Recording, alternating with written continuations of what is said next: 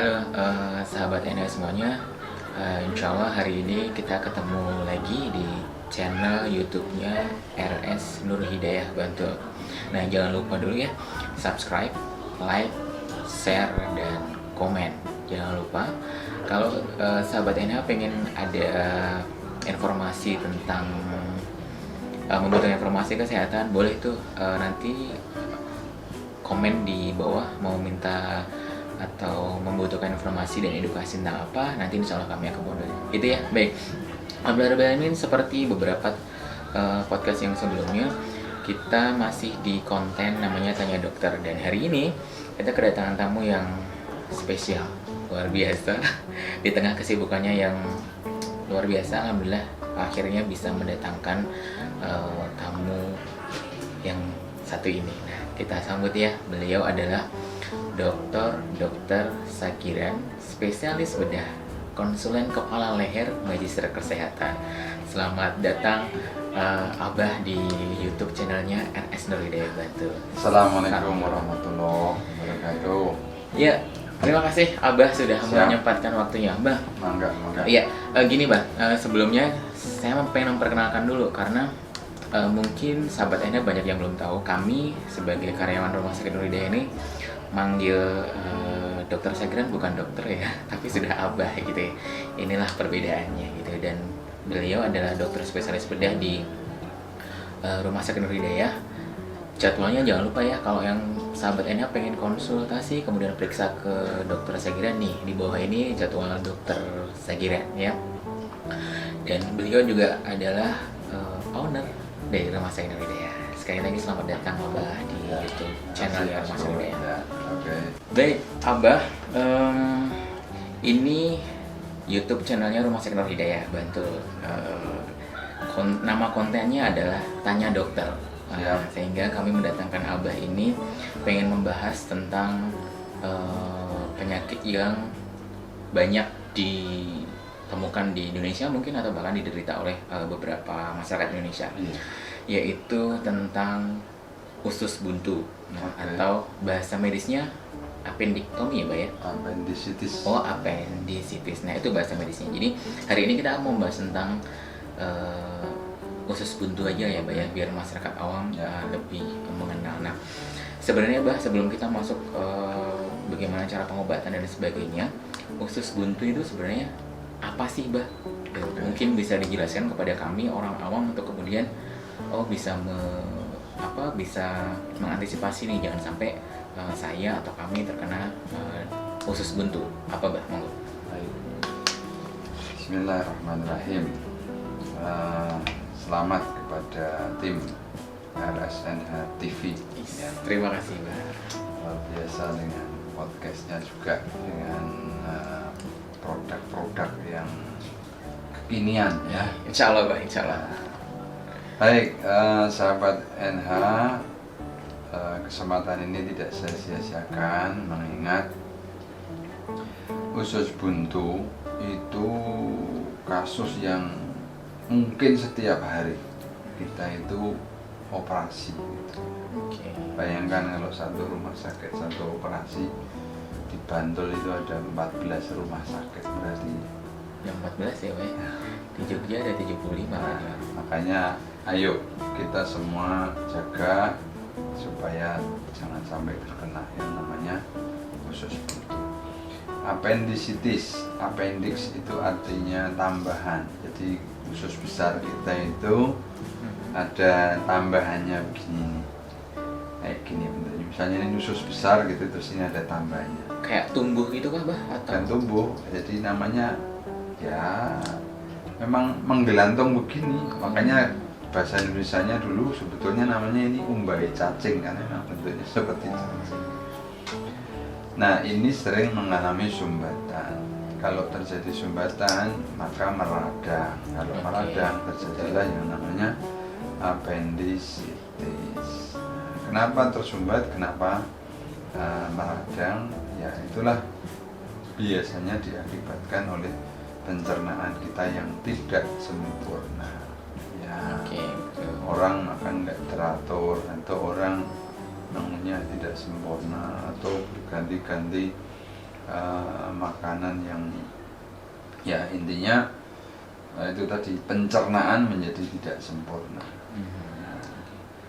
Ya penyebab lain ada sih, karena dikatakan usus buntu ini mengandung banyak jaringan limfoidnya. Limfoid itu artinya itu Bah? Jaringan yang berfungsi untuk kekebalan tubuh. Sehingga ketika ada proses radang di tempat lain, bahkan infeksi seperti tipes, seperti demam berdarah, itu juga bisa menjadi penyebab usus buntunya meradang, terjadilah appendicitis. Baik, itu yang sangat mendasar penjelasannya. Sekarang tentang bagaimana gejalanya, biar tahu, oh ini usus buntu. Jadi kalau tadi disampaikan bahwa pola makan atau pencernaan tadi ya Mbak ya. Ini sebelum kita masuk lebih detail lagi Mbak, bahwa di luar sana itu ada beberapa informasi yang beredar lah ibaratnya ya Mbak ya. Bener nggak kalau kemudian makan kayak jambu biji itu loh Mbak?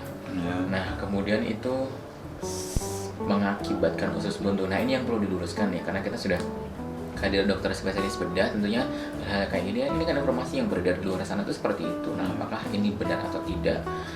Dan tadi kan sudah disampaikan oleh Abah bahwa cara mengunyah yang tidak sempurna gitu ya. Nanti mungkin atau ada kalau di hadisnya mungkin sudah jelas ya Abah, nanti bisa dijelaskan dulu Bah sebelum kita masuk ke penyebab dan cara pengobatannya. Oke. Sepenuhnya atau sama sekali dikatakan bahwa kalau makan jambu biji atau makan lombok isi-isinya, ya betul, isinya itu Pak. Itu sih tidak ya. Cuma begini, di dalam kasus-kasus usus buntu yang dioperasi kemudian dibelah ususnya ini tadi, ya betul. Kita suka menemukan yang kayak gitu-gitu. Karena mungkin nggak bisa dicerna. Iya memang kalau sudah namanya biji itu memang nggak bisa dicerna. Jadi silahkan cek aja, maaf ini ya. Kalau kita makan jambu biji atau lombok merah dengan isinya yang masih utuh, itu ya insya Allah keluarnya utuh juga. Gitu ya.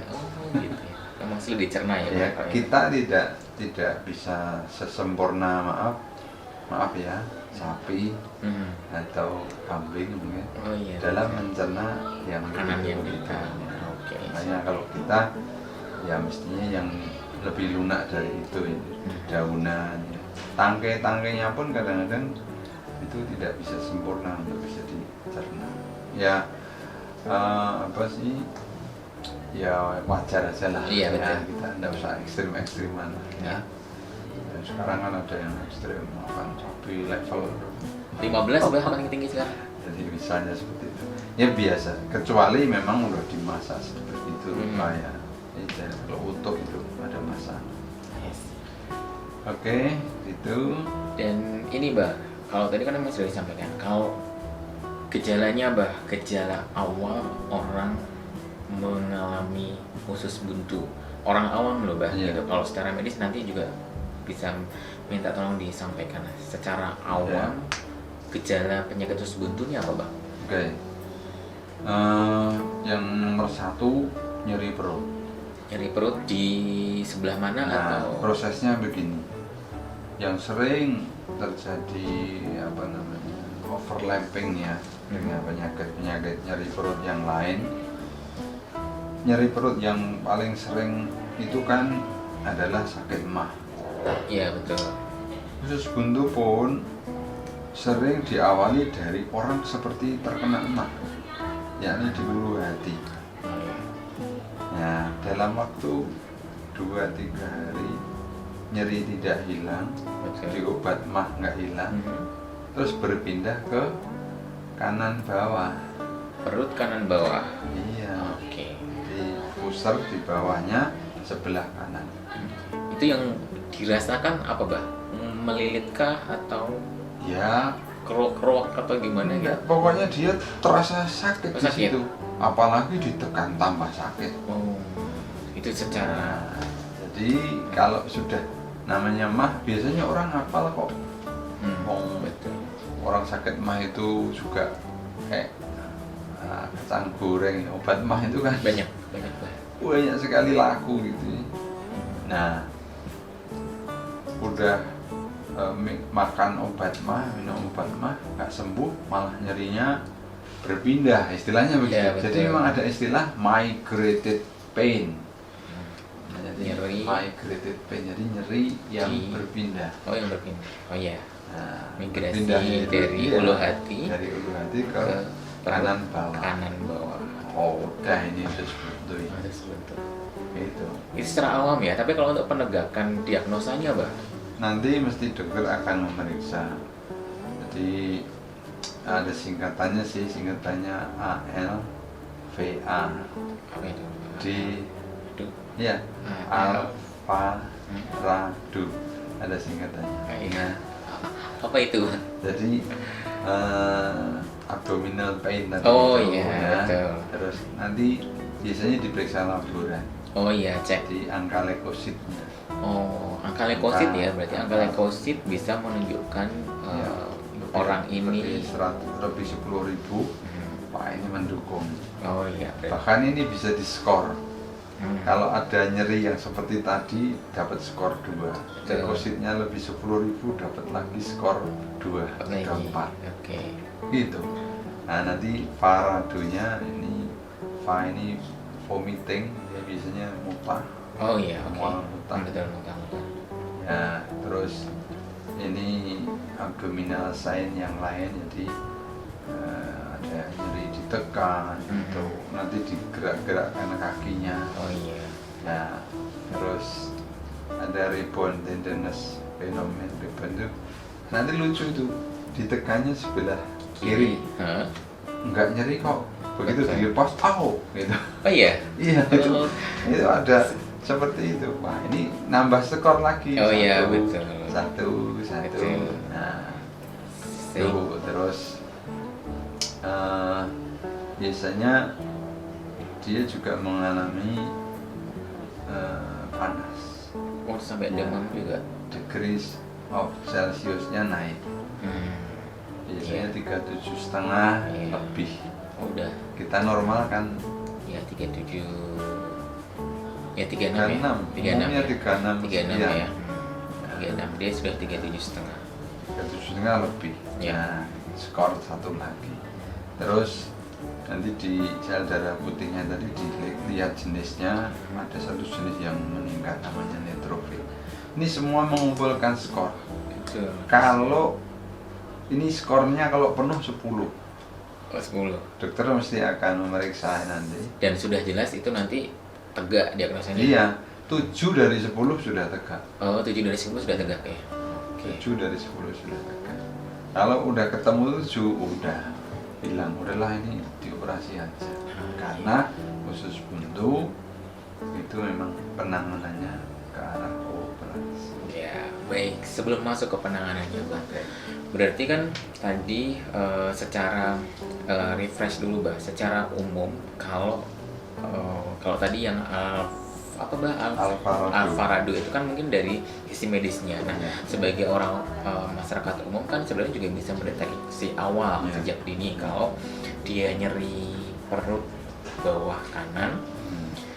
Awalnya mungkin dia merasakan mah, tapi terus kemudian diobati mah dia tidak sembuh, kemudian ditekan nyeri bawah kanan perut ya, nyeri, maka ada kemungkinan. Nah, itu jangan lupa nih sahabat Ena yang mungkin mengalami hal seperti itu, segera periksa dan konsultasikan ke rumah sakit terdekat. Bisa juga nih di Rumah Sakit Nur Hidayah Bantul kita sudah ada beberapa dokter spesialis bedah, termasuk dokter Sagiran. Jadwalnya jangan lupa ya, ini silahkan jadwalnya dokter Sagiran di bawah ini. Bisa juga menghubungi bagian admisi Rumah Sakit Hidayah, insya Allah nanti akan dilayani oleh teman-teman pendaftaran kami.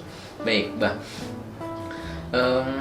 pengobatannya. Nah, pengobatannya tadi kan sudah disinggung sedikit, memang harus operasi. Memang harus operasi atau mungkin ada levelnya nggak sih, Bah? Misalkan usus buntu mungkin level 1 nggak usah operasi dulu, level 2, level 3 atau gimana? Mana yang harus kemudian dioperasi gitu? saya bicara level ya. Iya. Ingat, ada 5. Ada 5. Ya, Atau apa ini apa? Ada 5 apa ini, Bang? Tunggu dulu, ada 5 apa nih? levelnya. Oh, level 5. Oke, Ya. ada 5 level. Ini dari yang kecil aja deh. Oke. Sisagiran. Tuh, kan ini buat istilah lagi sisa kan. Tuh, Apa? itu. Jadi, Apa ini sisa giran ini? Bang? Simple, Hah? simple, Iya. simple sederhana. Yes, sederhana. Mungkin kalau masih simple level 1. Oke. Oh, iya. Kasih obat, cobalah. Orang Oke. mungkin skornya 6, 7 gitu mungkin masih. Masih bisa dikejar. Tapi kalau sudah Sa- kalau Entah. sudah supurativa, Mhm. kalau sudah supurativa ini sudah susah. Supuratif itu artinya sudah mulai peradangan akut. Iya, betul. Supuratif sudah mengeluarkan cairan-cairan, sudah mulai pembengkakan. Oke. Ya. Terus yang ketiga sudah gangrenosa. Oh, berarti sa ki. Ya. Kalau sudah gangrenus itu gangren kan artinya sudah membusuk. Iya, betul. Membusuk. Nah, gangren itu sudah artinya membusuk. Mhm. Apalagi sudah R, rupture, Oh, Rupture. sa ki pecah. Rupture itu pecah. Oh, bisa sampai pecah Oh, iya. usus ini. Iya. Karena mungkin terlalu lama di. Jadi ya di Diam, sini kan? urutan ini. Oh. Setelah membusuk ya pecah lah apalagi. Oke. Nah, apalagi ini nekrosis. Nekrosis itu mati. Biasanya sudah terjadi penanahan yang banyak. Makanya Di dalam juga bisa seperti itu ya, Pak ya? kita sudah sering operasi begitu dibuka perut nanah keluar biur gitu. Itu sampai yang lengket-lengket gitu nggak sih? Oh, ya, sudah terjadi Ini- pelengketan macam-macam. Itu yang sudah level Iya, N 5. tadi ya, si Sagino. Oh ya, sahabat NH, Gampang toh.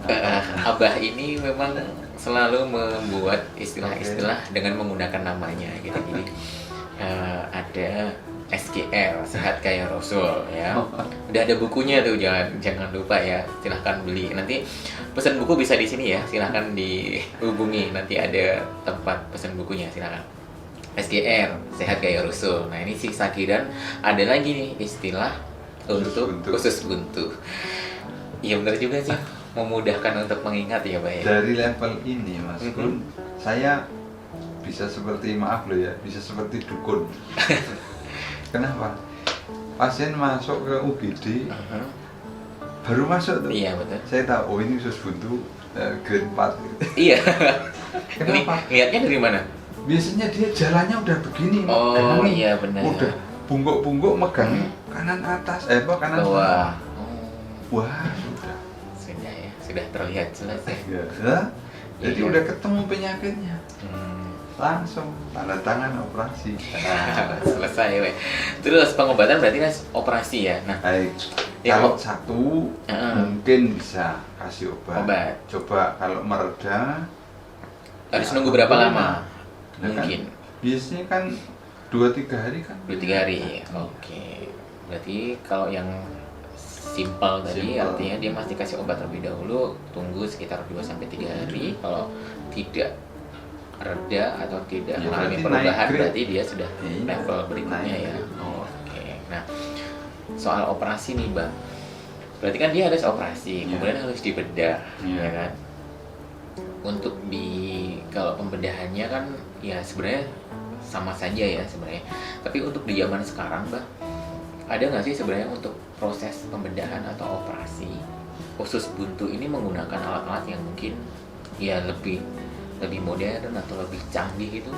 Ada nggak, Bang? Karena kalau operasi ya operasi biasa pakai metode konvensional kan berarti yang saya berarti kan perutnya dibedah gitu ya, dibeleh gitu, terus kemudian dibuka, terus diambil usus buntunya. Nah di zaman sekarang berarti tahun 2020 loh, Bang, ada nggak kemudian yang bisa memudahkan Iya. pasien? Begini, sahabat NH, ini tolong disebarluaskan ya.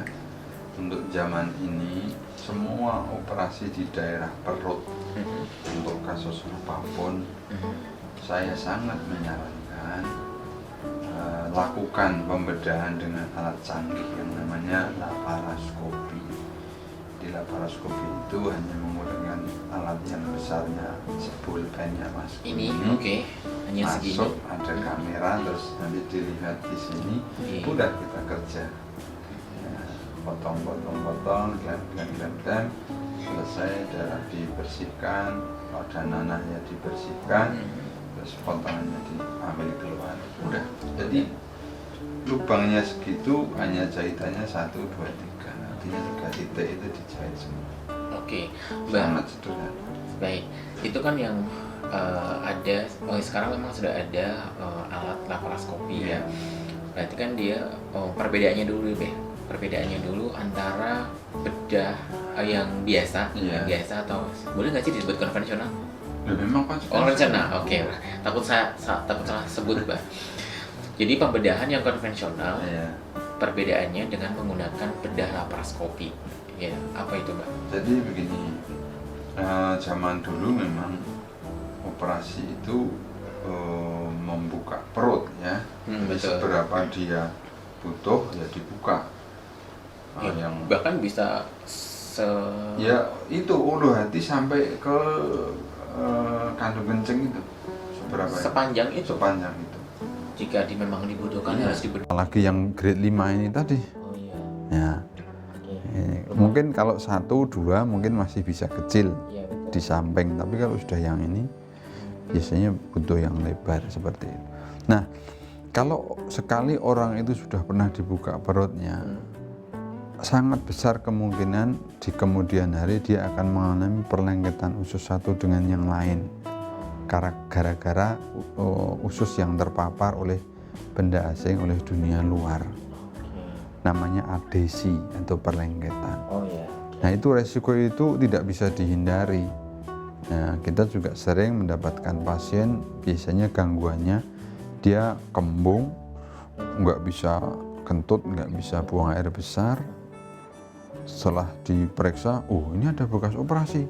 Operasi apa? Dulu waktu kecil, operasi usus buntu, udah telat. Nah, jadi seperti itu sahabat pemirsa, dan saya itu kalau saat ini ya, artinya di era sekarang ini, suruh buka perut tuh rasanya sudah nggak tega gitu. Karena alatnya sudah ada gitu loh. Oh iya, benar Mbak. Jadi kan sebenarnya ini sahabat Ena semuanya bisa, insya Allah bisa terbantu ya dengan alat modern atau canggih ini namanya laparoskopi, bisa digunakan karena memang perbandingannya juga jauh lebih banyak banget ya Mbak ya. Tadi soal panjang pembedahannya pun berbeda. Kalau yang konvensional kan bahkan bisa sepanjang sampai dari ulu hati sampai bawah itu. Terus kemudian kalau udah laparoskopi berarti dia hanya segini ya Mbak ya? Hanya segini, terus kemudian ya segini udah selesai. Berarti kan otomatis jahitnya atau hacking-nya juga sedikit. Nyerinya juga jauh lebih dong harusnya. Bahkan begitu sadar udah duduk udah makan minum santai, besoknya sudah pulang, biasa kayak gitu. Karena memang relatif hampir seperti hanya orang ya kena ceples aja. Masya Allah. Gitu seperti itu. Berarti ini ya keunggulan dari alat namanya laparoskopi. Nah, buat sahabat NH yang juga pengen menggunakan mungkin pembedahan menggunakan laparoskopi, bisa juga nih di Rumah Sakit Nur Hidayah. Insya Allah sudah ada alat namanya laparoskopi. Nanti insya Allah bisa ketemu dokter Sagiran ya. Jadwalnya sama ya di bawah ini. Karena ini kan menginformasikan nih buat semua masyarakat bahwa ini dokter Sagiran ini sudah memiliki sertifikat sendiri ya Pak ya. Karena itu harus bersertifikat ya untuk pembedahan laparoskopi, dan salah satu dokter di Jogja adalah dokter Sagiran gitu ya. Jadi jangan sekarang sudah nggak perlu takut lagi ya ketika mereka mengalami beberapa penyakit kemudian takut dibedah terlalu banyak, kemudian nyerinya juga terlalu hebat, maka solusinya mungkin bisa dipakai dengan alat namanya laparoskopi ini. Gitu ya, Mbak ya. Baik, Mbak. Selain usus buntu, laparoskopi ini bisa digunakan untuk diagnosa apa saja? Ya. Selain usus buntu. Jadi sekali lagi semua kasus yang itu ada di dalam perut Semua. ya sebaiknya kita pakai laparoskopi. Nah, kalau kemudian ada kesulitan atau masalah lain dan terpaksa dengan dibuka, itu kasus-kasus tertentu.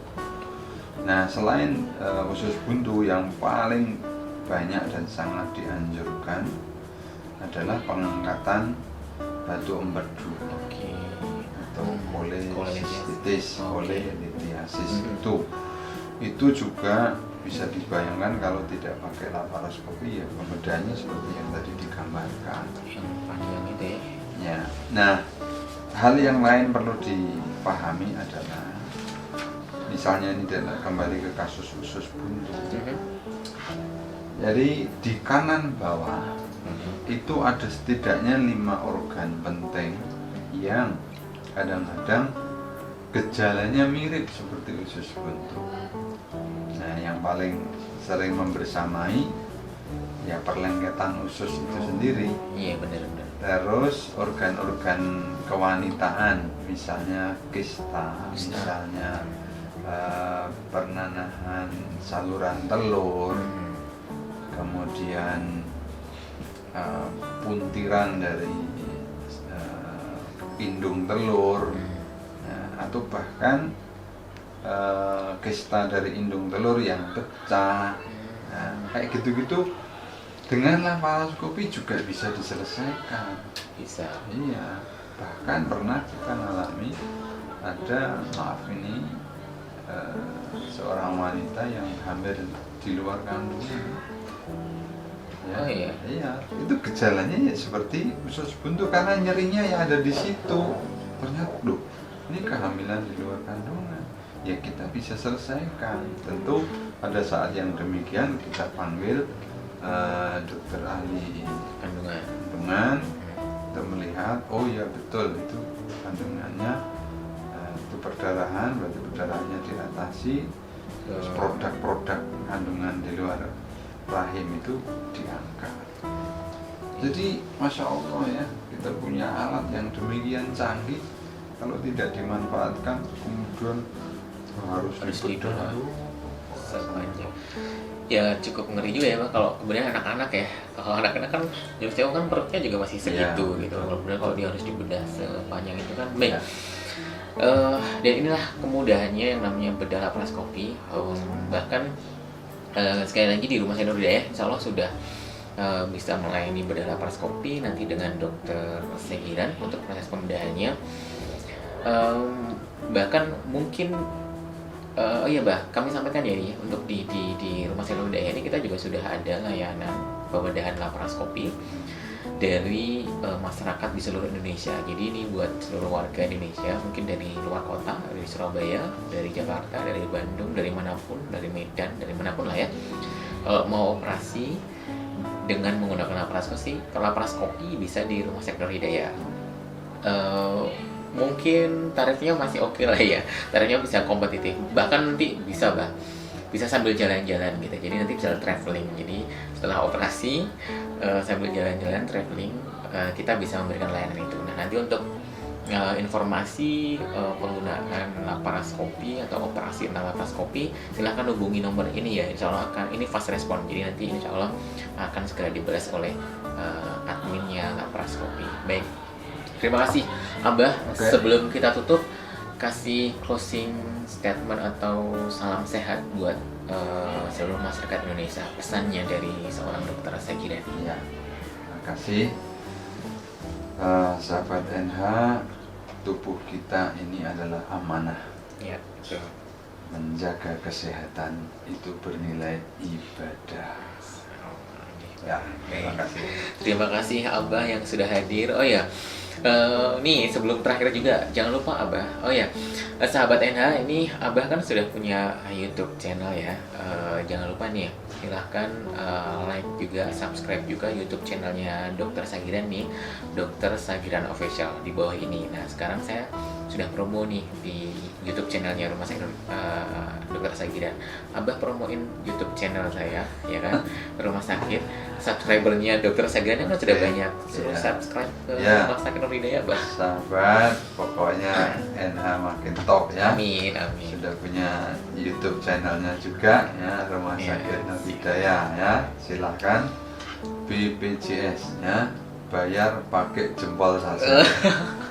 Ya. Tuh kan nih. Oh iya, benar-benar, Mbak. BPJS ya. Bayar pakai jempol saja. Like, subscribe, share, komen. Yes. Oke. Cukup pakai jempol sudah semuanya. Baik, terima kasih Abah sudah menyempatkan waktunya di YouTube channelnya Rumah Sakit Nur Hidayah. Sampai ketemu lagi di Tanya Dokter berikutnya atau di konten-konten selanjutnya.